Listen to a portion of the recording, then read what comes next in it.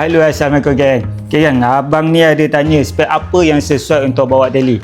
Okay bang, nak ikutkan semua spek sesuai je bawa daily. Boleh je bawa daily, cuma ni atas macam mana abang jaga motor abang. Kalau motor standard pun, kalau lambat servis, motor tu akan cepat rosak juga. Apa lagi motor spek-spek besar, memang kena kerap servis motor tu.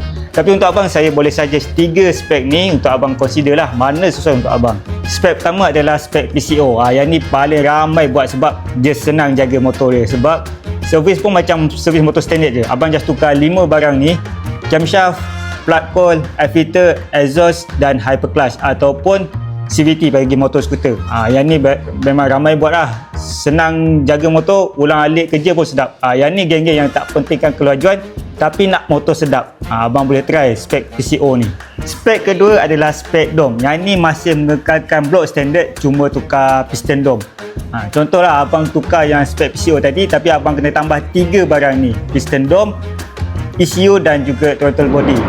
Motor abang lebih agresif, lebih padu nak bawa daily, so benda ni tak ada masalah. Tapi kekurangan dia bila blok standard ni, dia cepat panas, so dia akan longgar. Contoh dia clearance tu 0.2, dia akan jadi 0.5.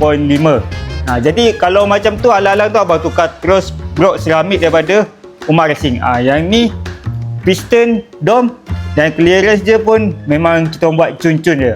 So blok ni abang boleh consider lah, spek ni boleh consider untuk tukar juga. Spek terakhir adalah spek 63. Yang ni paling ramai orang buat. Sebab apa? Sebab bawa daily sedap, pergi ride dengan member pun sedap. Spek 63 ni antara spek yang komplit Umar Racing ada. Kita ada ECU, throttle body, block, head, exhaust, timing gear ataupun carburetor, semua complete set ada. So spek 63 ni saya recommend kat abang untuk tukar lah. Tapi kalau abang nak spek lagi besar, contoh 65, 68 atau 70 pun boleh, ramai je buat. Tapi macam mana abang jaga motor abang? Kerap servis atau lambat servis? Macam saya cakap, kalau lambat servis pun motor standard pun boleh rosak. Jadi kalau blok-blok besar ni, abang kena kerap servis motor. So inilah 3 spek yang abang boleh consider mana paling sesuai untuk abang: PCO, dom ataupun 63. Abang boleh pilih mana satu. Tapi ingat bang, nak cari barang performance mestilah Umar.